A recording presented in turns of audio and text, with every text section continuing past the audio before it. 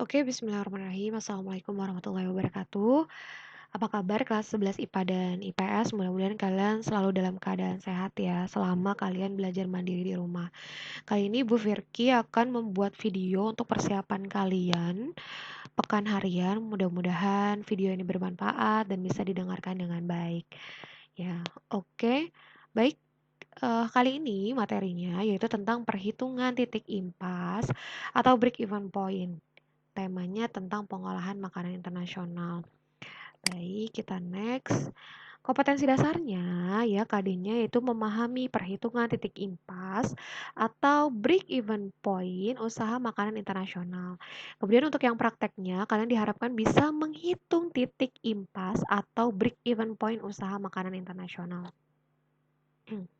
Nah, kali ini di video ini lingkup materinya saya akan jelaskan tentang BEP, kemudian biaya tetap, kemudian biaya variabel, kemudian perhitungan BEP-nya itu seperti apa.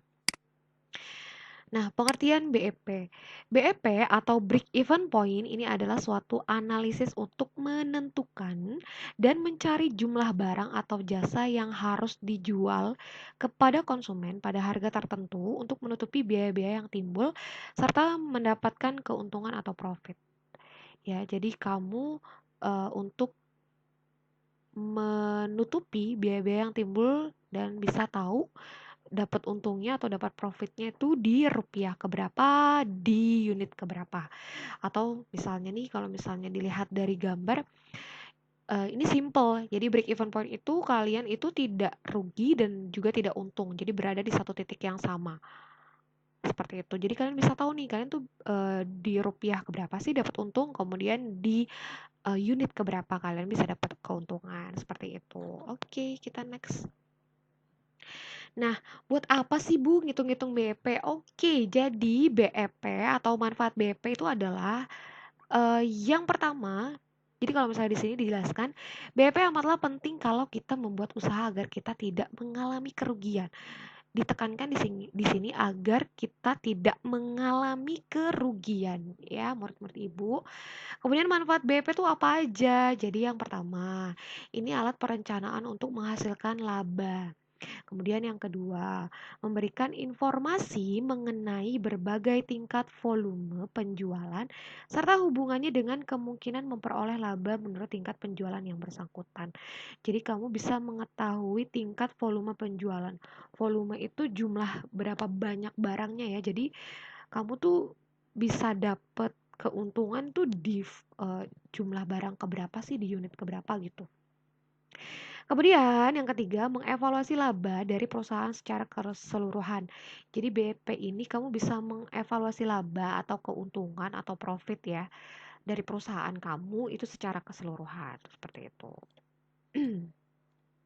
Nah, kemudian yang keempat, manfaatnya adalah sebagai bahan pertimbangan dalam menentukan harga jual, yaitu setelah diketahui hasil perhitungan menurut analisis titik impas dan laba yang ditargetkan itu berapa gitu.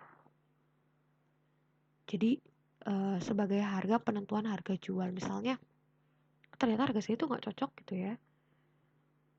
Oke, seperti itu. Jadi yang cocok tuh berapa? Nah, dari BEP ini bisa terlihat seperti itu. Kita masuk ke biaya tetap dan biaya variabel. Oke, jadi di sini terlihat. Ya, saya coba pakai pen. Jadi di sini terlihat komponen-komponen yang diperlukan dalam perhitungan BEP. Di sini, oke. Jadi ada komponen apa saja di sini kalian bisa lihat ya. Komponen-komponen yang diperlukan,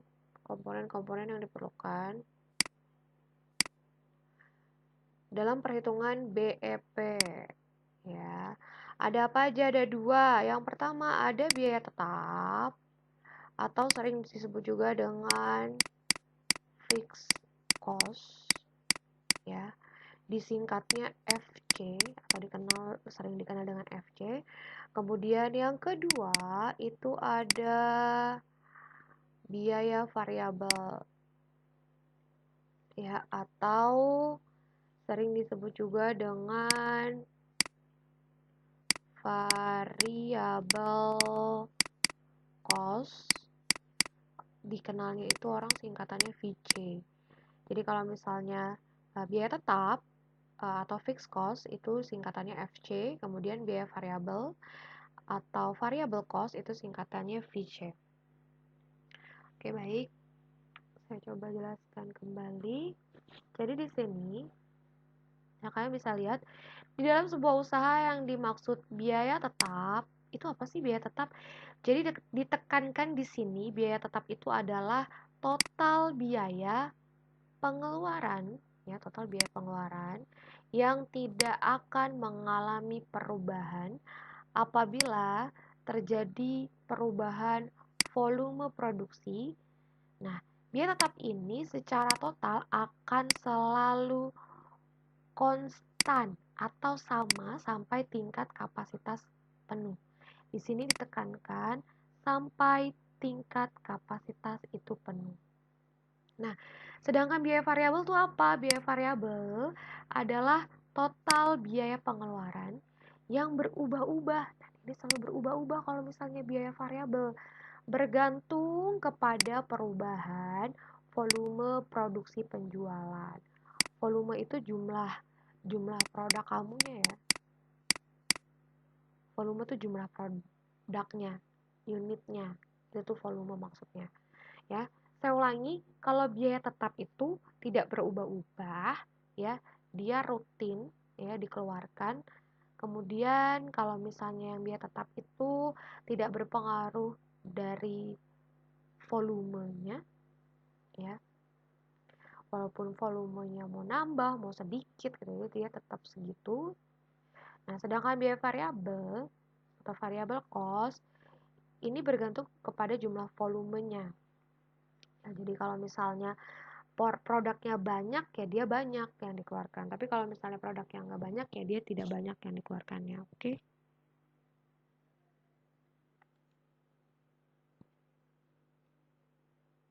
Kita next. Yep.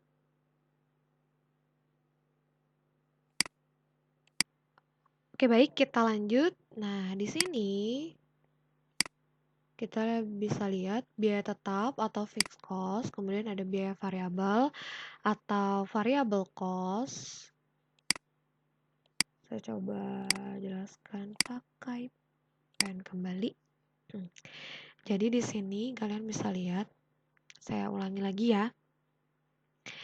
Jadi biaya tetap atau fixed cost disingkatnya itu dengan FC, ya. FC. Kalau biaya tetap itu dia setiap bulannya rutin dikeluarkan dan dia tidak berpengaruh dari volume produksi barang kamu. Sedangkan yang biaya variabel atau variable cost disingkat itu dengan VC, ya, nah dia ini setiap bulannya itu tidak rutin dikeluarkan atau berubah-ubah. Tidak rutin atau berubah-ubah, ya, tergantung dari jumlah volumenya. Dia tergantung dari jumlah volumenya, sangat bergantung. Nah, kalau misalnya tidak, kemudian kalau yang ini, ya, biaya tetap atau fixed cost itu terbagi menjadi dua. Ada commit fixed cost, kemudian ada discretionary fixed cost, ya. Jadi kalau misalnya yang commit fixed cost ini sendiri, ya, sebentar. Kalau yang commit fixed cost ini sendiri nih, ya, ini itu apa? Nah, ini dia adalah commit fixed cost, dia adalah pengertiannya ini menjaga eksistensi si perusahaan. Ini jauh, mohon maaf ya. Perusahaan yang berkaitan dengan investasi investasi, fasilitas,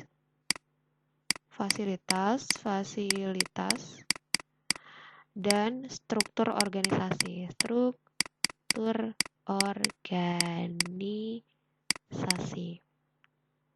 Nah, sedangkan yang discretionary fixed cost ini tuh apa? Ini tuh tergantung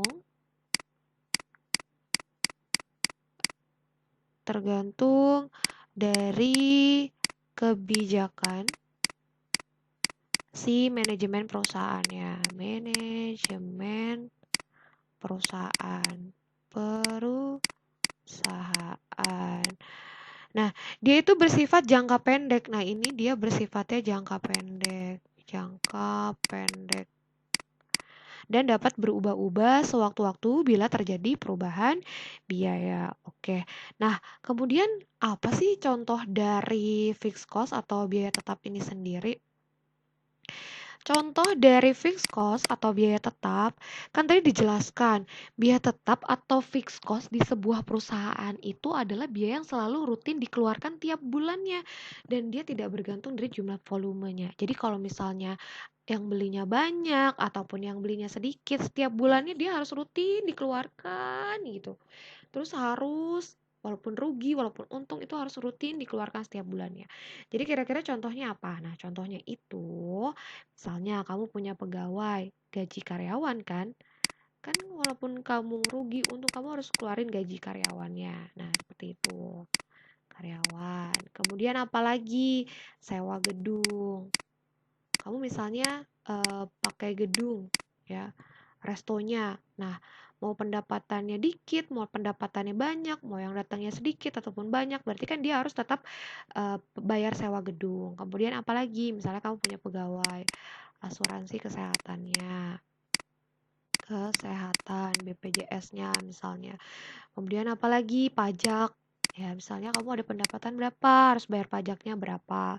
Kemudian apalagi? Listrik.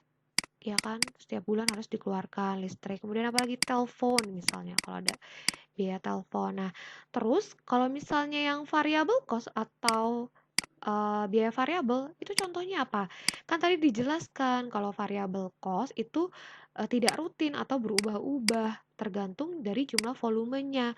Berarti kalau misalnya yang belinya banyak, produksinya banyak, produknya banyak, berarti kalian harus mengeluarkannya banyak. Tapi kalau misalnya yang pembelinya dikit, terus ternyata produknya sedikit, berarti kalian harusnya belinya sedikit gitu. Nah, itu kira-kira apa? Nah, jelas di sini berarti apa?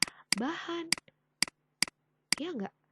Kalau misalnya yang belinya dikit masa bahannya dikeluarinnya kan misalnya gini, bulan ini pembelinya sedikit, otomatis di bulan depan kamu nggak harus beli dengan jumlah yang sama, betul? Ya kan, seperti itu kira-kira. Nah, terus apa lagi? Upah karyawan. Nah, upah berbeda dengan gaji karyawan. Upah misalnya ada pegawai kamu yang lembur. Nah, ini adalah tambahannya, ini upah. Misalnya bulan puasa, ya kan? Terus eh, banyak nih yang datang, otomatis effort kerjanya lebih luar biasa kan. Nah, ini baru dapat upah berbeda dengan gaji seperti itu kira-kira. Kemudian apalagi? Biaya pengiriman, misalnya kamu online, biaya pengiriman. Misalnya kamu online, gak mungkin sama kan setiap bulannya kalau misalnya yang belinya banyak.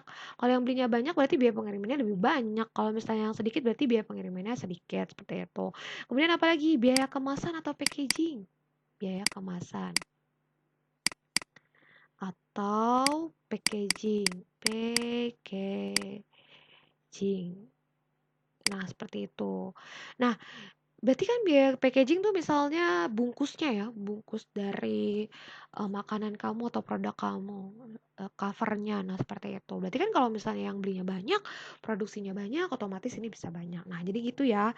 Oke, biaya tetap, saya ulangi, biaya tetap itu adalah biaya yang rutin dikeluarkan setiap bulannya dan tidak berpengaruh dari volume. Contohnya itu gaji karyawan, sewa gedung, asuransi kesehatan, pajak, listrik, telepon. Nah, kemudian biaya variabel itu setiap bulannya tidak rutin dikeluarkan tergantung dari jumlah volumenya. Jadi bergantung dari jumlah volumenya. Contohnya bahan, upah, biaya pengiriman, kemudian biaya kemasan seperti itu. Oke, kita lanjut. Selanjutnya, next. Apa ini kecoret? Saya rubah dulu berarti. Oke, next saya akan jelaskan singkat tentang harta pribadi dan harta perusahaan. Jelas sekali, kamu sudah pasti tahu ya.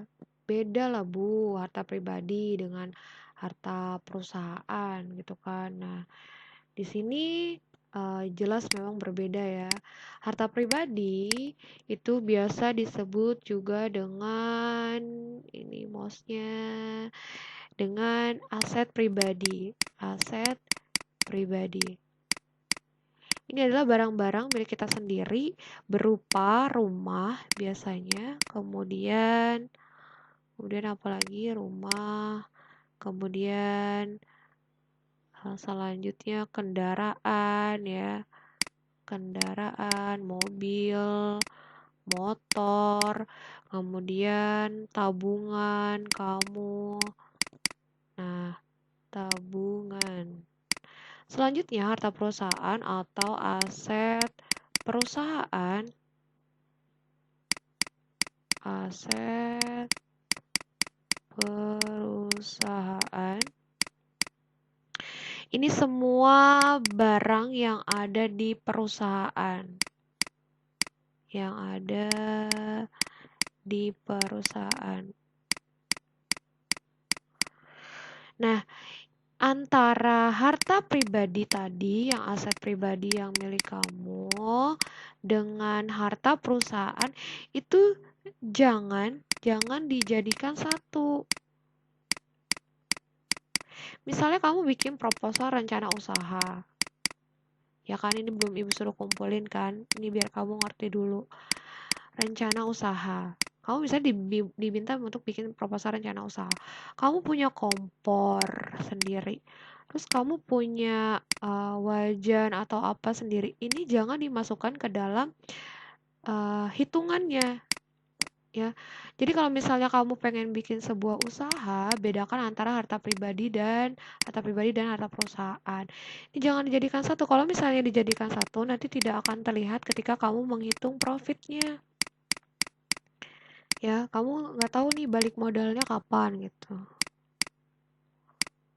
Jadi ini biasanya antara harta perusahaan dan harta pribadi itu dipisah. Nah, kalau bisa dalam menghitung modal, ya kamu masukkan yang namanya harta perusahaan ini, misalnya kamu butuhnya kayak kompor itu kamu masukkan situ, jadi jangan pakai kompor sendiri ditulis di situ terus biayanya 0, kemudian minyak punya sendiri biayanya 0, terus kamu di situ tulis tepung terigu milik sendiri biayanya 0. Nah, ini nggak bisa kayak gitu. Jadi nanti kalau seandainya kamu bikin proposal rencana usaha nih ya, untuk biayanya, kan ibu udah lihat tuh beberapa. Untuk biayanya kamu dipisah antara harta pribadi dan harta perusahaan. Biar nanti kamu kelihatan bisa dapat profitnya, balik modalnya tuh berapa.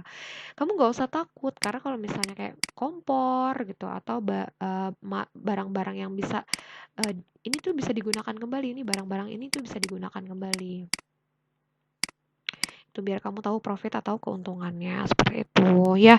Jadi saat membuat anggaran biaya agar mengetahui dapat berapa sih untungnya atau profitnya tuh berapa sih. Jadi dan aset perusahaan ini sendiri gitu ya, itu dapat digunakan berkali-kali gitu, seperti itu. Nah, kalau misalnya aset pribadi tadi tuh kan ya milik kita gitu. Nah, kan kalau misalnya aset pribadi kayak kompor ya beli gitu kan, atau kursi jangan pakai punya sendiri gitu kan. Mungkin untuk awalan kalau misalnya untuk pertama kali gitu ya, kayak usaha kecil, oke lah fine gitu. Tapi kalau misalnya ketika kalian bikin proposal rencana usaha untuk mencari untuk mencari investor atau untuk mencari modal, untuk mencari orang yang mau bekerja sama, kalian di situ jangan taruh yang namanya harta pribadi kamu gitu. Jadi kalian anggarkan untuk harta perusahaannya itu kira-kira berapa pengeluarannya, seperti itu. Kita masuk ke perhitungan BEP atau perhitungan break even point. Kita next. Maaf suaranya agak serak. Nah, di sini kalian bisa lihat. Di sini perhitungan BEP tuh ada dua ya. Ada BEP unit, satu lagi ada BEP rupiah. Nanti BEP rupiah tuh next slide. Nah, untuk BEP unit atau break even unit ya, Ini nih untuk mengetahui di unit keberapa sih kamu bisa dapat untung, untuk mengetahui di unit keberapa nih kamu bisa dapat untung gitu. Nah, di sini ada dua variabel kan tadi dibilang ya kan, ada dua komponen yang bisa kalian gunakan untuk menghitung break even point. Itu ada pertama ada fixed cost atau FC, kemudian ada variable cost atau VC. Nah, untuk mencari BEP unit, caranya bagaimana rumusnya? Jadi FC ini ya, FC dibagi P ini price ya, harga jual, ini price, harga jual per unit ya. Di sininya belum ditulis nih. Ini nih P-nya tuh maksudnya price.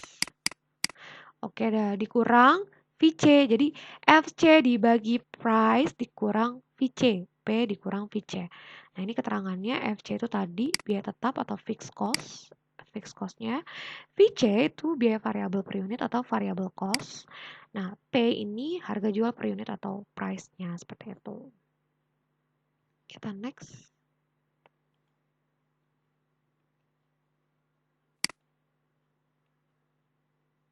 Oke, ini agak lama ya. Oke, lanjutannya. Nah, di sini saya akan jelaskan lanjutan dari yang tadi. Kalau tadi kan udah tuh BEP unit. Sekarang saya akan menjelaskan, kita akan belajar tentang BEP rupiah. Nah, ini kamu bisa mengetahui di rupiah keberapa sih kamu bisa dapat keuntungan atau profit gitu ya. Kita bahasanya pakai bahasa ekonomi aja lah gitu. Nah, di sini ya seperti tadi sama ya. Cuma bedanya sedikit aja. Di sini komponennya masih sama, masih ada variable cost, price, fixed cost gitu ya. Nah, rumusnya apa?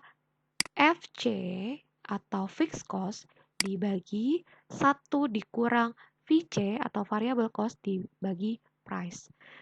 Nah, jadi ini price-nya, keterangannya masih sama. Jadi FC-nya itu fixed cost, VC-nya itu variable cost, kemudian P-nya itu harga jual per unitnya atau price-nya. Kemudian di sini ada penjelasannya. Di sini ada contoh soal. Kan kamu juga kemarin ada yang tanya, Ibu, apakah di latihannya itu dicari dua-duanya? Kalian baca soalnya ya, itu yang diminta apa? Nah, di sini saya kasih contoh. Dalam usaha aneka jus buah, jadi biaya tetap yang harus dikeluarkan adalah 250.000 dan biaya variabelnya sebesar 3.000 per unit. Jadi variabel cost-nya ini per unit ya, VC-nya ini per unit. Nah, direncanakan produk itu dijual dengan harga 5.000. Berarti kan ini apa nih price-nya? Nah, ini yang 250.000 tuh apa? Kan biaya tetap. Biaya tetap tuh apa sih tadi? Biaya tetap itu kan tadi FC ya atau fixed cost ya. Tuh ya. Kemarin juga ada yang udah nanya ke ibu, Bu ini bener gak? Bener gitu. Ada yang udah otomatis mandiri sendiri. Nah, ini kalau yang masih bingung coba lihat di sini ya. Jadi biaya tetap atau fixed cost itu 250.000. Kemudian biaya variabelnya atau VC-nya itu 3.000 per unit ya. Nah, ini price-nya itu 5.000. Nah, gimana? Kalau yang ditanyanya direncanakan produk dijual dengan harga 5.000 per gelas. Maka titik impas atau BEP usaha tersebut adalah, nah, yang dicari ini yang diminta adalah BP unit ya. Berarti rumusnya adalah FC dibagi price dikurang VC. FC-nya berapa nih tadi? 250.000. Ya udah, masukin 250.000. Kemudian price-nya P-nya 5.000, masukin 5.000. Dikurang berapa? Dikurang VC. VC-nya berapa? 3.000. Oke, kita masukin. 250.000 dibagi 5.000 dikurang 3.000 kan 2.000 nih, udah nih. 2.000. Nah, sekarang tulis lagi nih. 250.000 dibagi 2.000. Tinggal dicoret aja nih, 3 coret, ya kan? Habis deh. Terus gimana lagi? 250 coret, dibagi 2. Hasilnya adalah 125 unit. Nah, kalau ditanya misalnya dapat diuntung keberapa sih? Di unit keberapa sih gitu kan? Pertanyaannya ketika kamu ini dapat di unit keberapa? Berarti kamu dapat di unit ke 126. Unit 125 ini kamu baru balik modal. Kalau ada pertanyaan misalnya, kamu baru dapat profit di unit keberapa? Jawabannya adalah di unit ke 126. Karena ini baru balik modal di unit 125. gitu ya. Oke, kita next. Nah, sekarang kalau ternyata pertanyaannya itu yang diminta adalah untuk menghitung BEP rupiah. Berarti tadi rumusnya adalah FC atau fixed cost ya dibagi 1 dikurang VC atau variable cost dibagi P atau price. Nah, tadi itu berapa sih gitu kan? Nah, tadi itu kan yang VC-nya atau fixed cost-nya kan kamu tadi lihat di sini ya. Nah, ini kan yang fixed cost-nya 250.000 nih, ya kan nih 250.000. Kemudian yang variable cost-nya 3.000, price-nya kan 5.000. Oke, kita udah iket nih, udah tulis di sini.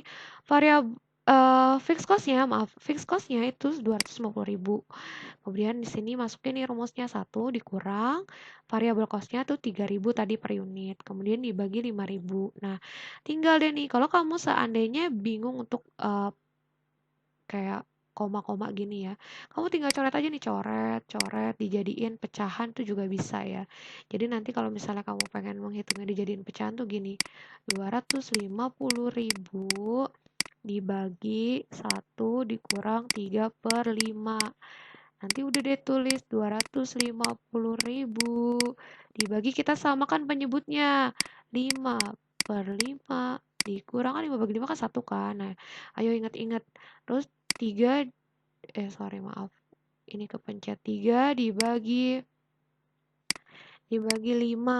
Nah, udah deh 250.000. Nah, kita hitung 5 dikurang 3, 2/5, ya kan? Nah, ini untuk menghitungnya gimana nih? Pasti kan koma juga, nggak usah kita pakai perhitungan matematika 250.000. Karena ini dibalik aja jadi dikali 5/2. Ini dicoret aja berarti. Set, set. Berapa nih? 125 kan? Nah, dikali deh dapat hasilnya. Rupiahnya 625.000, seperti itu caranya. Kalau mau pakai pecahan boleh, kalau mau pakai koma-koma juga boleh. Jadi di sini dijelasin nih kayak yang tadi Bu Firky bilang. Jadi harus bisa menjual 125 gelas atau menjual jus buah sebesar 625.000. Supaya apa? Supaya usaha aneka jus tersebut mencapai titik impas yang tadi nggak untung nggak rugi. Jadi kamu bisa tahu balik modal. Maksudnya apa nih? Maksudnya adalah laku 125 gelas atau hasilnya itu 600, ini maaf nih 625.000. Nah, itu sudah dapat digunakan untuk apa? Untuk menutup semua pengeluaran atau bisa disebut juga dengan balik modal gitu. Jadi kamu nggak untung nggak rugi. Nah, jadi kalau misalnya kamu dapat untung, berarti dapat untung di apa namanya? Di unit ke 126.000 gitu. Ini di 1 gelas ini kamu berdapat untung. Nah, kalau ada pertanyaan, kamu dapat rupiah di untung rupiah ke berapa? Nah, kamu kan tadi dijualnya dia 5.000 ya. Berarti tinggal aja ditambah 5.000. Berarti kamu baru dapat untung di rupiah ke 630.000 karena di rupiah 625.000 ini kamu baru balik modal kalau ada pertanyaan kayak gitu. Oke. Nah, ini adalah yang soal BEP ya. Kamu silakan ikutin penjelasan seperti yang tadi Bu Firky jelaskan. Ya, ada di sini kira-kira berapa harganya. Kemudian di sini juga ada kira-kira berapa hasilnya gitu kan. Nah, silakan kamu kerjakan 2 soal ini, maksimal dikumpulkannya besok hari Kamis. Ya, maksimal dikumpulkan hari Kamis. Seperti itu. Kemudian di sini Bu ada quotes of the day. Wede. Jika terdapat 2 pintu, jadi di sini jelaskan, jika terdapat 2 pintu, fokuslah ke satu pintu yang terbuka, bukan fokus ke pintu yang tertutup. Ini maksudnya apa sih, Bu? Jadi gini, jika kamu dalam suatu masalah, fokuslah ke satu pintu solusi. Jangan kamu bukan fokus ke pintu permasalahannya. Misalnya, kamu udah telanjur nih melakukan kesalahan apa. Kamu harus cari tahu solusinya tuh apa. Jangan kamu ngelihat dari kesalahan kamunya, kamu lihat ke depannya. Jadi sehingga kamu bisa menemukan jalan keluar dari permasalahan tersebut. So, jadi untuk besok ya, selamat belajar, selamat mengerjakan ulangan, jangan kesiangan. Oke, terima kasih untuk hari ini. Sekian dari Bu Verki. Kurang lebihnya mohon maaf. Mudah-mudahan jelas. Kalau kurang jelas boleh bertanya sama saya via WhatsApp. Sekian dari saya. Kurang lebihnya mohon maaf. Sekali lagi wassalamualaikum warahmatullahi wabarakatuh. Dadah.